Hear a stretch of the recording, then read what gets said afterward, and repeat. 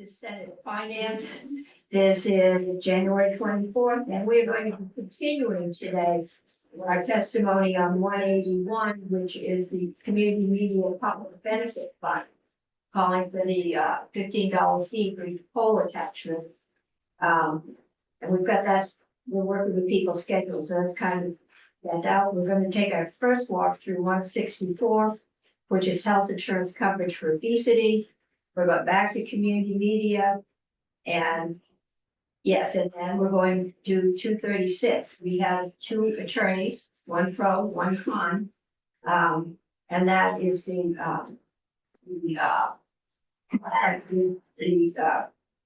criteria 30 VSA 248. That's and we're going to continue on that. And we're going back to obesity. We've got on that. So I'm going to start. And I've got Mike Burke. He's here. And just come up, take the seat. Just tell us who you are for the record and who you represent.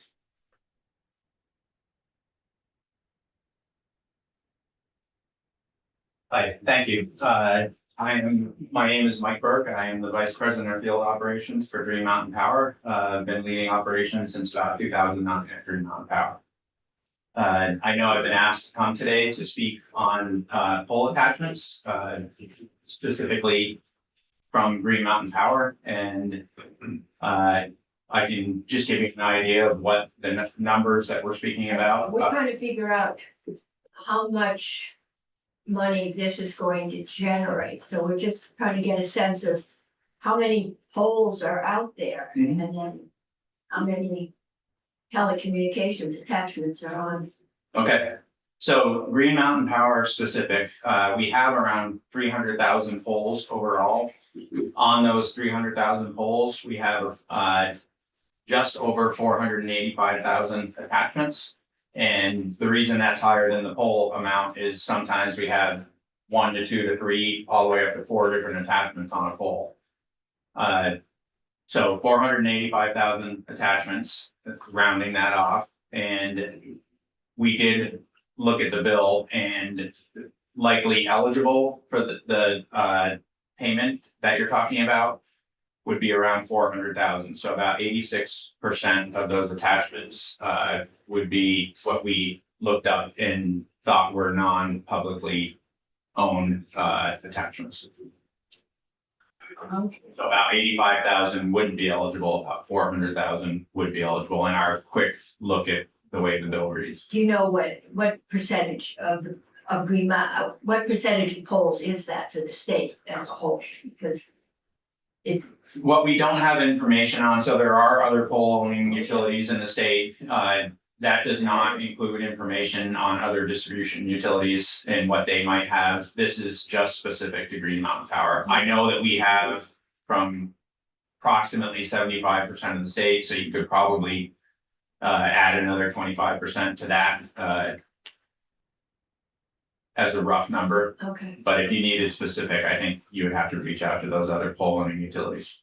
seem to be quite a few. Send around him. So as the bill reads, you're calculating the poles leaving out CUDs. Correct. Okay. So were a majority of the ones that you mentioned that were not counted CUD poles, or do you? Yes.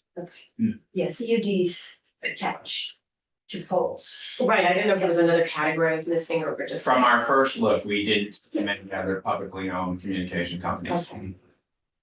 Senator Chip. Do you have a general idea of what percentage of the poles are in along roadways on the publicly owned right of ways versus going through, vast stretches through private, approximately? We did run a query on that once. I'd have to get the exact number, but if I had to guess, for Green Mountain Power, probably 60 to 70% are along roadways, and the rest are in a more rural off-road territory. We are looking to bring that number down all the time, get them to a road. Yeah. Line underground on my road. Right. We're trying to do that as much as we can as well. Okay, any other questions? So I did 400,000 times 15 and got 6 million. But I think we can assume that it's probably 25-30% more than that. If you cover 75% of the state. I base that off the percentage of customers, what we cover, whether that translates to poles, Oh, exactly. yeah, because you get more rural areas, you have more poles, which is why broadband isn't getting out to the rural areas with the rural counties. And is it every 200 feet for pole?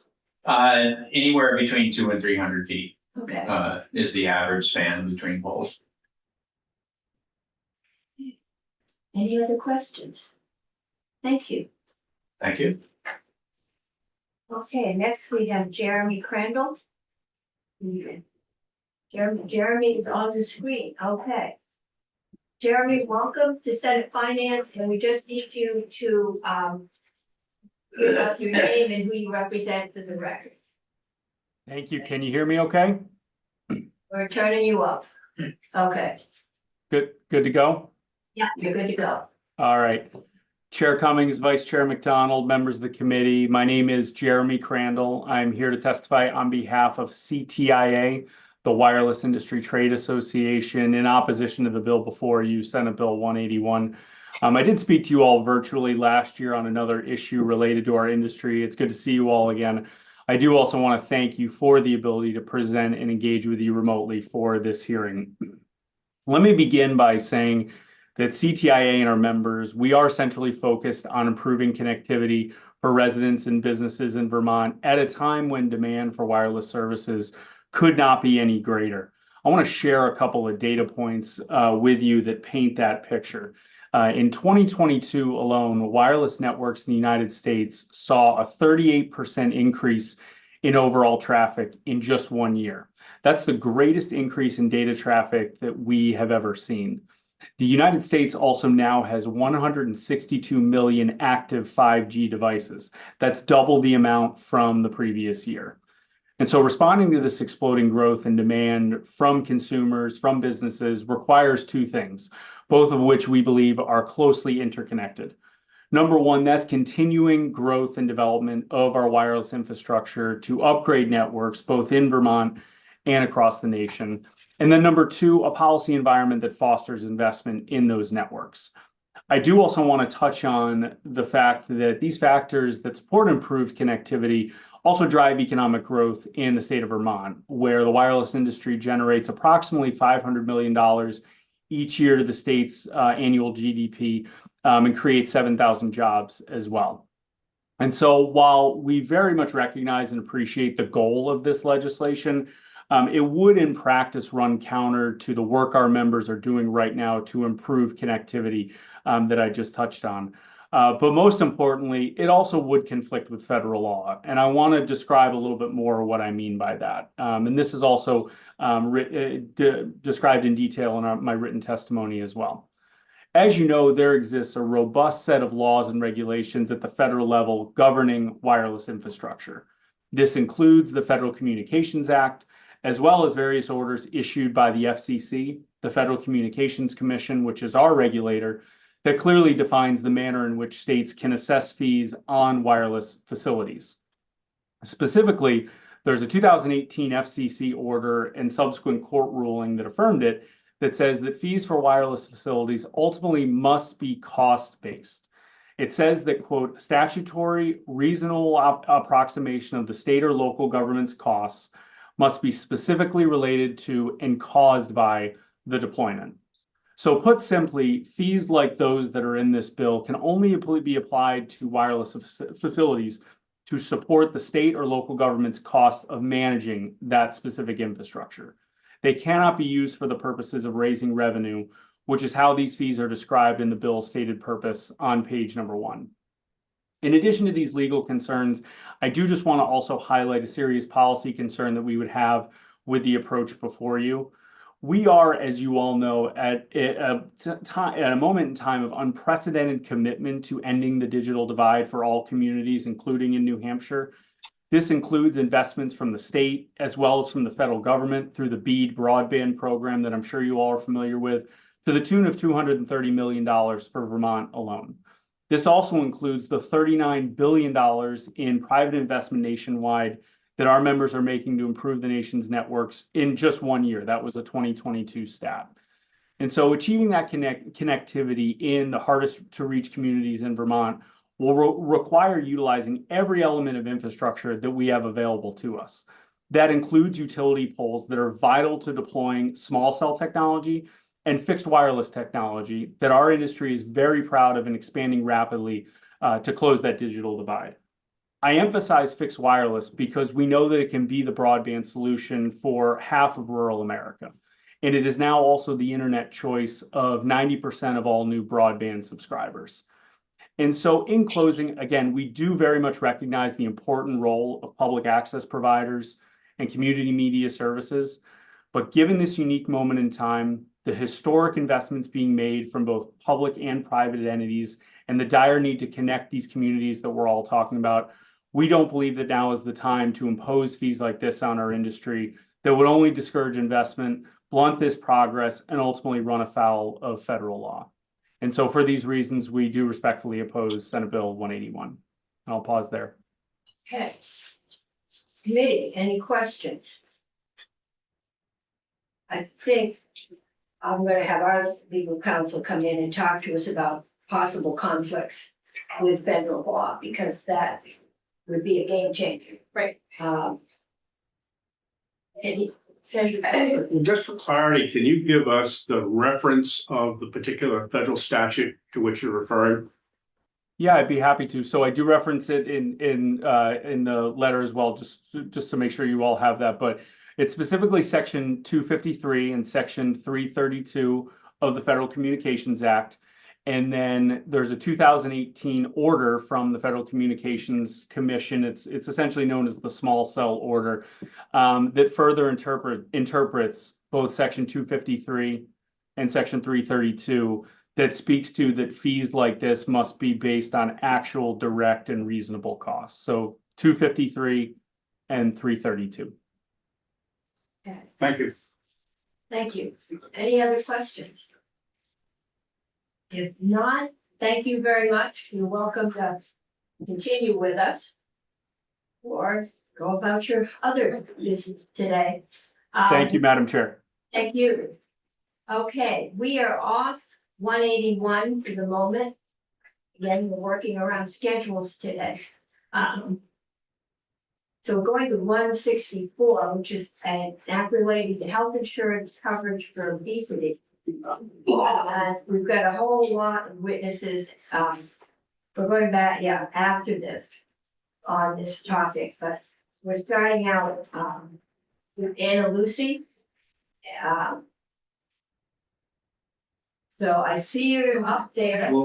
She's not next on the. She's not next to the, oh, no, I'm on. It's Monica Villager. Yes. Okay. The American Diabetes Association. And She's. are we ahead of time? Yeah. We are ahead of time. Do I need to do a bill introduction if we're starting with other? But I don't mind not. We just had this last person in because it was like a. Yeah, We I put her think in. this should cover. Like, I think we could bring up the agenda 15 minutes Actually, you are on for 3. for 3. But I think she'll be more knowledgeable than I am about. Okay, well, I Why? think, but maybe if Yeah. you wanted to introduce just why you did the Sure. bill now, then we could fill some time and get out earlier. Yeah, that's Because yeah. I think we've got 7 or 8 witnesses coming up. Yeah, I'll be very brief. Senator Hardy is the lead sponsor, but asked if I would say something. And I don't think I'd be telling people anything they don't already know, that it eventually saves healthcare costs and reduces societal costs to try and treat obesity earlier than people end up with hypertension and diabetes and all kinds of other conditions. That all said, I think it still will become a question of what kind of individual ratepayer cost burden that creates. So I think it It's me, when I was when I was at CSG in North Carolina in December, this was a main topic, governors and mayors around the country talking about trying to find revenue sources to tackle obesity treatment and care and make it, raise awareness that it needs to be an important part of the healthcare system. But yeah, I'm probably not gonna push harder than, wanting to make sure we raise We're awareness. gonna hear about the rates. Yes. And, That's my- and I think what's brought this all up is there are new pharmaceuticals that are used frequently for diabetes, and there's some that I don't even know. But they also cause you to lose weight, and so, but these are not on the federal mandated list, therefore, if we adopt this for our Obamacare, we will have to pay the full cost out of state revenues because there's no federal backup for this one, so we'll be looking at, costs, and I understand that some insurance companies do cover obesity care, surgeries, but it's the pills and they're quite costly. So I look for to learn more. The thing that the other thing that I'm will be sort of watching for is to what degree are we addressing the symptom versus a cause? Yes. I think we're gonna be looking at all of that. And we have 7 or 8 witnesses later today. And I hate it, yeah. We're really jumping around with people's schedules. But while I got you here with 10 minutes, sometime this week, I've got committee discussion, tomorrow. And then we've got witnesses on Friday, but we're gonna be trying to do the agenda tomorrow, and I need to know. We've heard, I think we've got one more bill that Senator Harrison is gonna come in, the Medicare Advantage plans. But we've heard from all of them, and I need to get a sense of who you need to hear from in order to go forward, or do you want to go forward and we want to just let it lie? Which one? Well, this is all of them, moving Oh, forward. okay. I've got the list. Oh, we haven't had, okay, we didn't get Senator Kirchliff's charitable contribution for deer. What do you mean we didn't get it? Is he on the agenda this week? I sent an email out. We haven't heard from him, okay. I don't think anything horrible is going to happen if we don't get to that. Okay, we've got investment of state funds in credit unions, Yeah. and we're doing the community benefit today. Okay, Senator McDonald's gonna do 182 tomorrow, It'll take a couple hours. couple hours. Okay, I have to leave before 3, so you have the rest of the day. And we've got one more CUD, but we're doing that next week when they come in. And the criteria for the 30 VSA, the aesthetics. We're gonna try and get the PUC in to tell us, is this helpful? I mean, I can't tell by the picture in Manchester what the surrounding area is. Just looking at the picture, yeah, for Bradford, that one does boggle the mind, and I do know that intersection very well.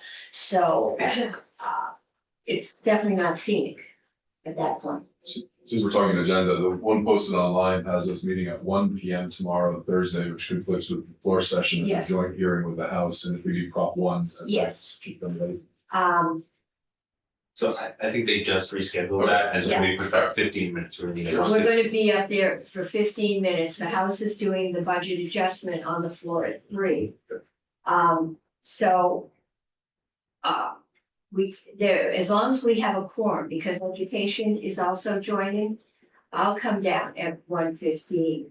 They think it's gonna be like today and go straight through, so, we should be able to be down here. We're gonna meet, everything's gonna be in Zoom because timing makes it difficult to get to the pavilion. We'd have to, allow 15 minutes after we get off the floor to get there, and we'd have to allow 15 minutes for the house to get back.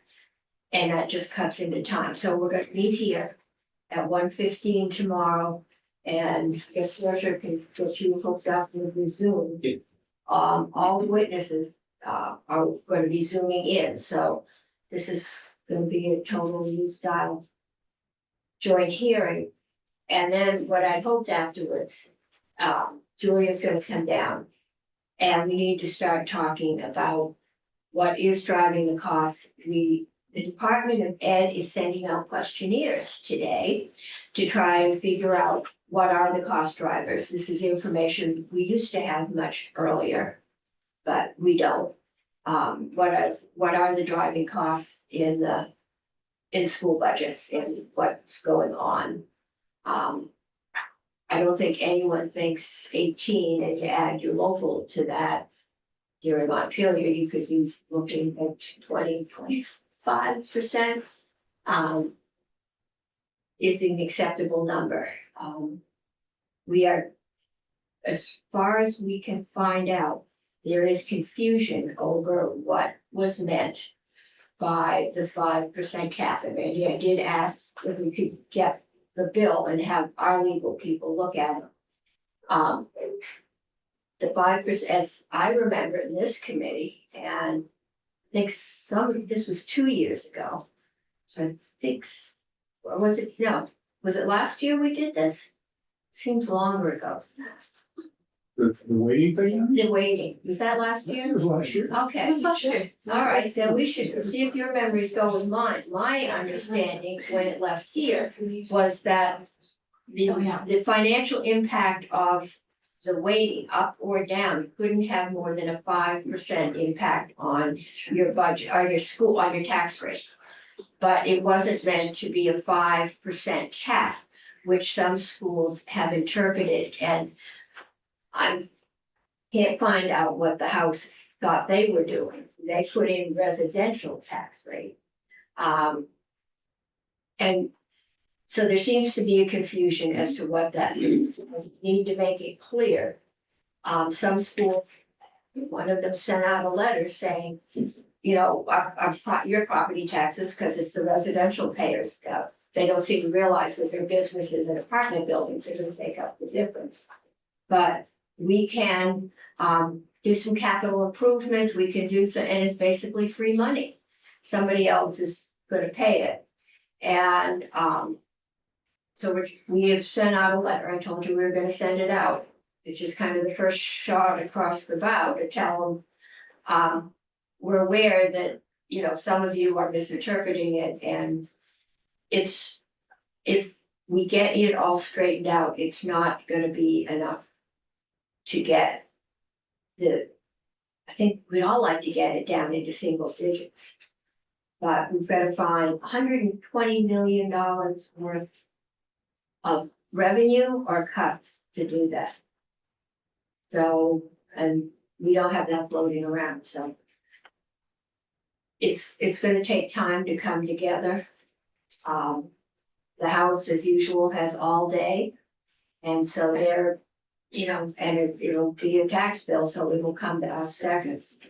But that's what we're looking for tomorrow is, we've got a bunch of school districts coming in, a lot of school districts coming in. And, the Superintendent's Association and the business managers, and we're trying to figure out what are the cost drivers and what can we do? If everybody cut their budget by $1 million, we'd be fine. But that's a lot easier for bigger schools than it is for small schools who probably are not having their budgets very much anyway.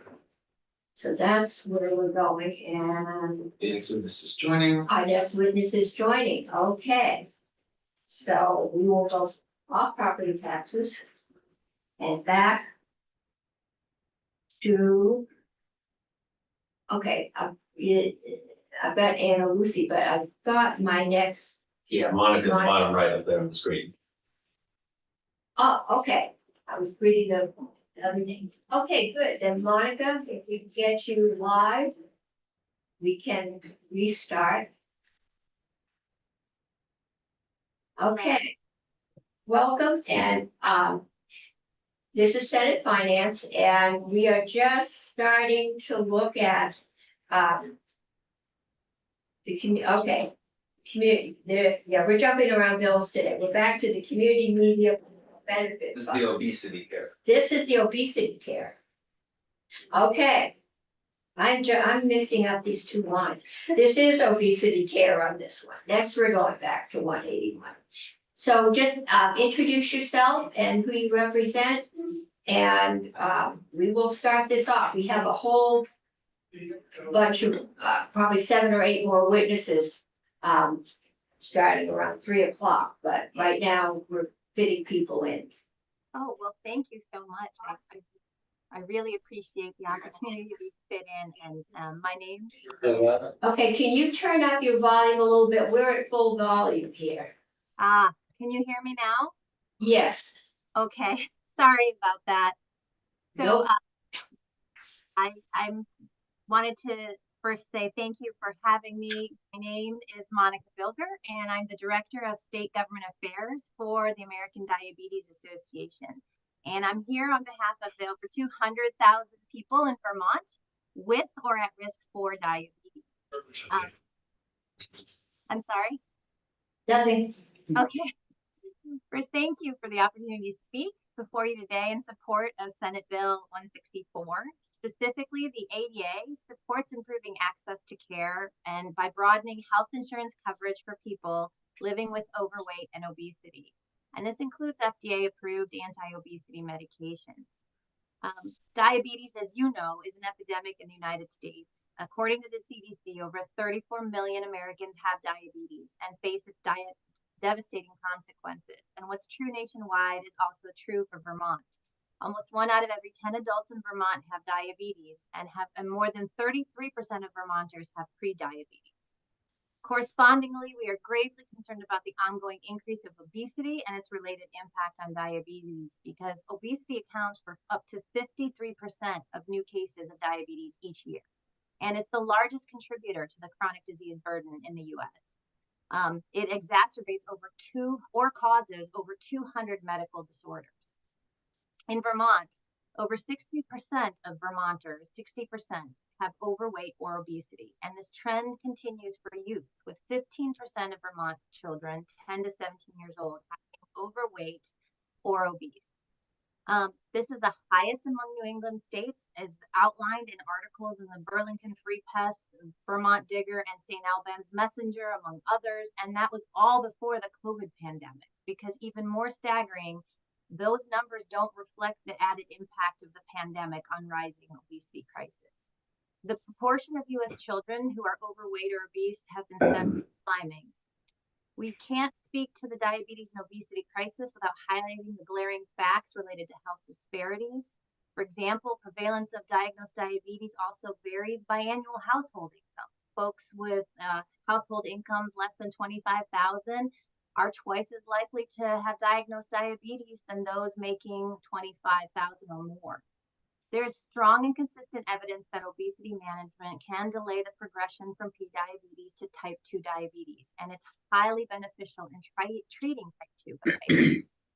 Our 2024 standards of care recognize obesity as a chronic and progressive disease with numerous medical, physical, and psychosocial complications, including substantially increased risk for type 2.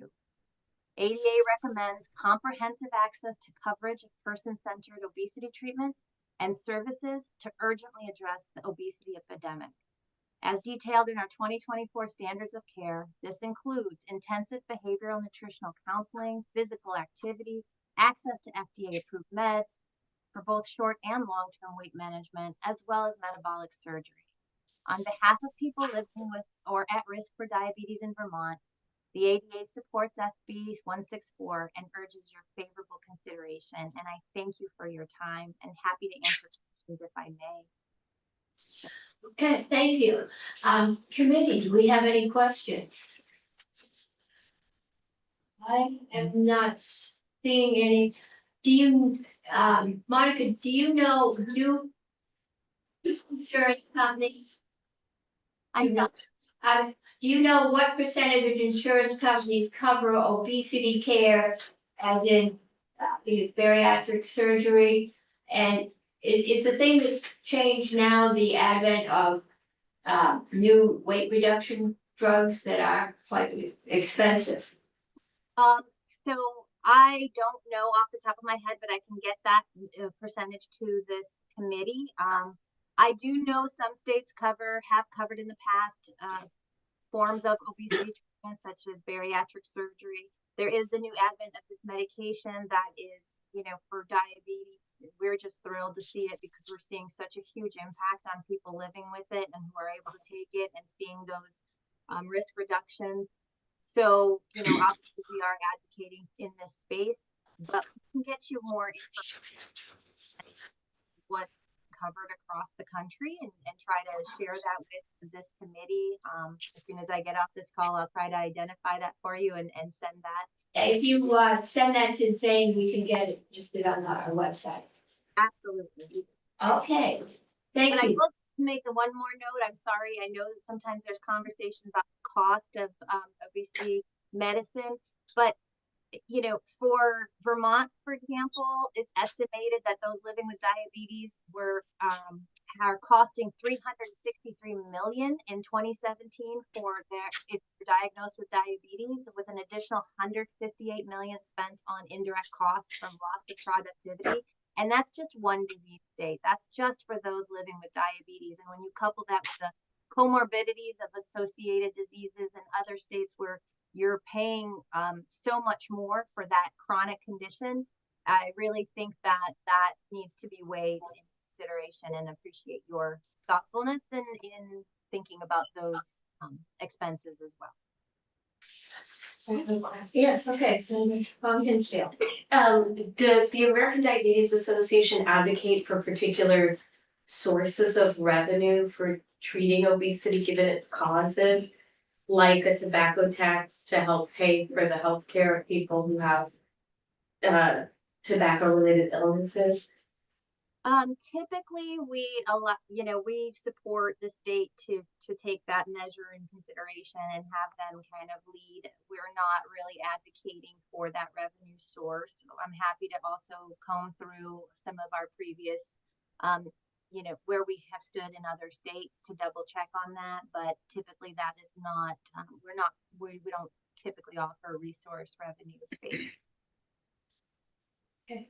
We do have a tax on candy and soft drinks on the law that we didn't get to last year. You didn't get too much? So anyway, thank you very much. This has been helpful. It's a good basis background for us as we start. Thank you. Okay, thank you. And we are now, and we do have Anna Lucy up there now, right? Yes. Okay, so we're going back to 181 people. Flip your minds again. This is community media, and Anna Lucy is with us. She comes on live. And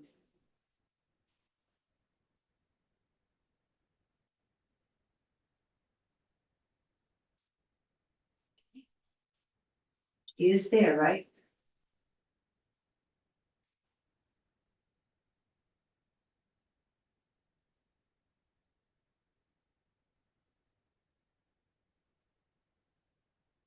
We are waiting for her.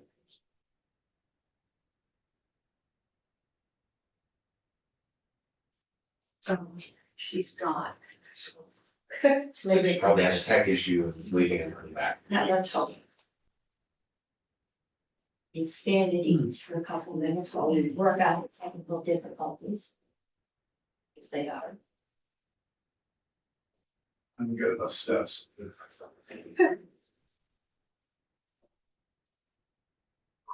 Hold on. Oh, yeah, we have lost her. You lost. We have lost Anna Lucy, so we're hoping She's trying to log out. that's what we figured. Going back to the discussion on bills, Yeah. what we need, I had asked the credit unions and the bankers, in S-180s discussion for information about the kind of loans they've put out and who those go to. The credit union folks got back to me right away.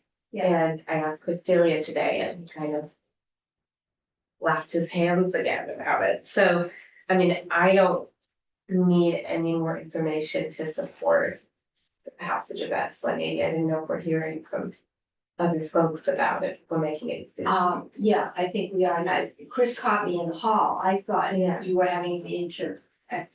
But we'll schedule him to come in. I guess there are regulations on what he can and cannot reveal. Federal, so. But he's willing to come in. So we will have him in, and Anna Lucy is with us now. So Anna, can you zoom in? Have we got her muted or she muted? She can unmute herself, I believe. Okay. So she's here. But not in yet. Is unable to unmute. Yeah, I can unmute her. so- Try and see if we No, I can. can't. Ask her. What you would need her to do. She's got telecommunications going here.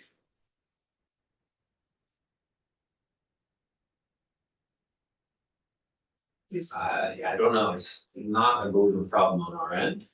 I can't unmute her manually. Does anybody know what she's going to There's always, testify to and can you Drop fill in? the, I am not the subject matter. Okay. So it's Anna or not. Just trying again. She's gone again. She must be trying to come in.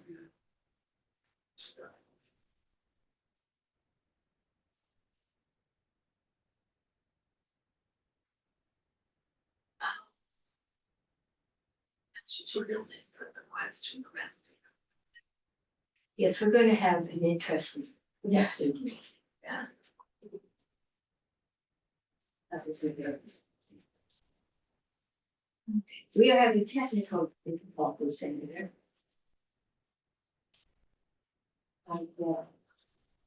I'm witnessing again, and we're having issues. I did just send her the information she needs to use her phone to call in if she wants to. Trouble is to get these messages and do all, you need 3 or 4 screens. Send it to me. Okay, she's back and it doesn't look like she's connecting. She didn't connect audio. That's it.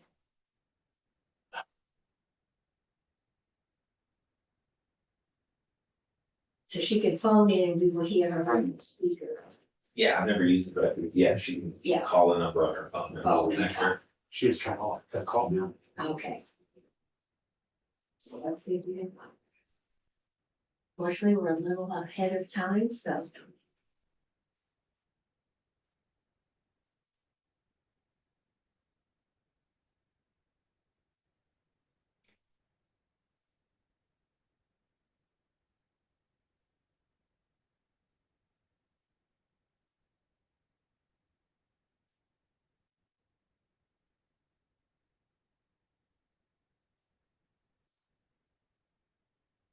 While we're waiting, Anne and Randy, we're meeting at Route 45 tomorrow, we're just kind of, I'm sorry. I'm thinking there. I saw.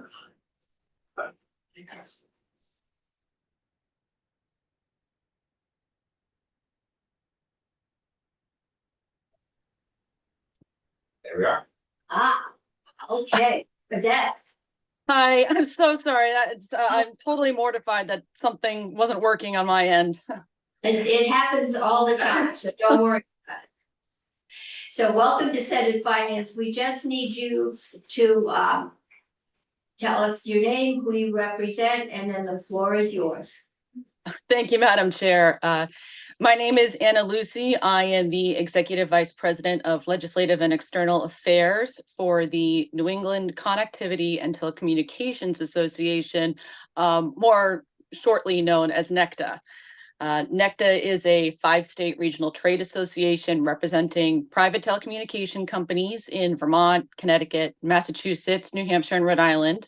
And in Vermont, our members serve 190 municipalities with broadband, video, voice, and automation services. And thank you for having me in to talk to you today. I'm here on Senate 181. NECTA's members provide funding for designated PEG access management organizations through franchise fee revenue and additional capital payments that are negotiated with each AMO. Our members recognize the strong commitment Vermont has to public access media, which is reflected by the allocation of franchise fees to supporting PEG operating costs and the longstanding policy of the Vermont Public Utility Commission to prioritize public access in issuing certificates of public good. Understanding the importance that role PEG operations play in Vermont, our members do have some serious concerns with the attachment fee proposed in Senate Bill 181. The proposal raises a number of legal and technical issues that will only create complications in funding PEG, a few of which I will now highlight. First, under the Federal Cable Act, franchise fees, including those that are paid to fund the operating expenses of PEG programming, are subject to a federal cap of 5% of the cable operator's cable service revenues. As Vermont devotes 100% of its franchise fee revenue to support PEG operating costs to the AMOs, this funding scheme means cable operators are already paying the maximum amount to AMOs pursuant to receiving their certificates of public good. While Senate 181 thoughtfully permits a cable operator to deduct these payments from what they owe under the proposed attachment fee, any fee assessed against the cable operator beyond this deduction would exceed the 5% cap and constitute a clear violation of the Cable Act. Another provision of law that would be triggered by the implementation of this legislation is the Federal Communications Act, which you heard CTIA mention earlier. The proposed pole fee would violate the act by substantially increasing the costs of deploying and maintaining telecommunications networks. The Communications Act specifically addresses state laws that materially inhibit a provider of telecommunications from building and maintaining their networks. Proposed laws regarding fees and regulations for telecommunication uses do not need to result in an absolute bar on such use if they are merely found to be prohibited in nature. Although our members are still crunching the numbers on total cost, depending on the pole owner, the $15 pole attachment fee may be double or even triple the rate that NECTA's member companies already pay to pole owners for attachments. Based on the legislative proposal, the substantial increase in costs imposed by the pole attachment fee would in of itself be a violation of the Communications Act.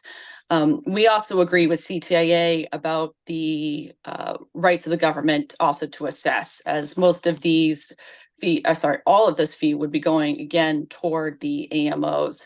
It's beyond the cost of the government costs, and our members also do pay the permit fees, as was noted by CTIA.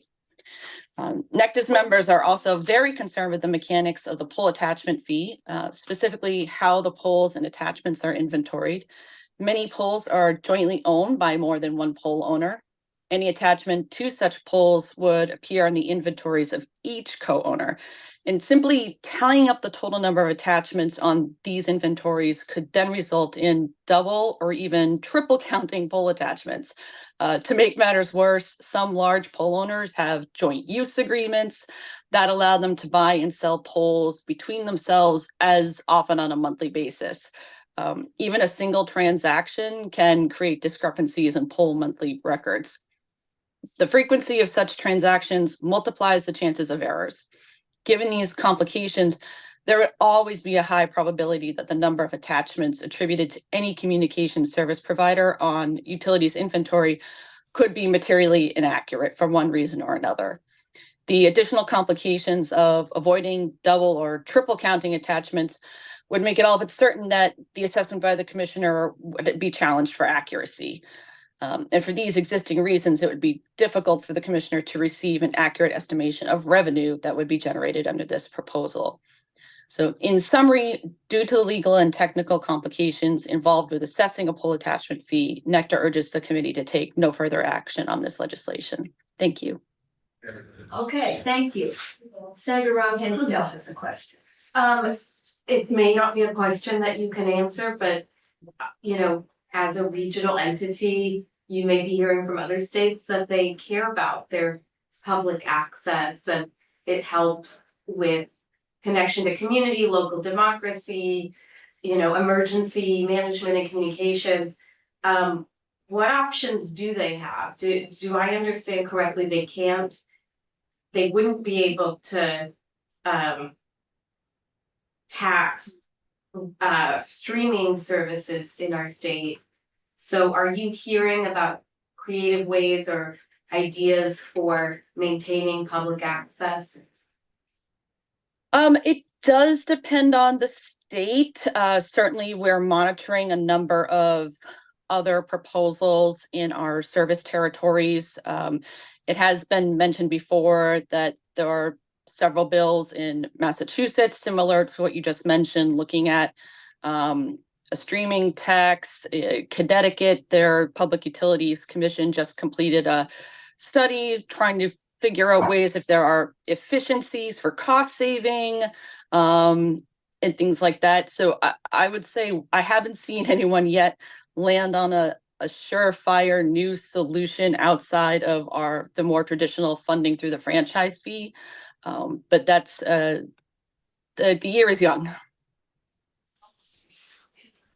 Any other questions? Okay. Thank you. Thank you so much for letting me speak to you today.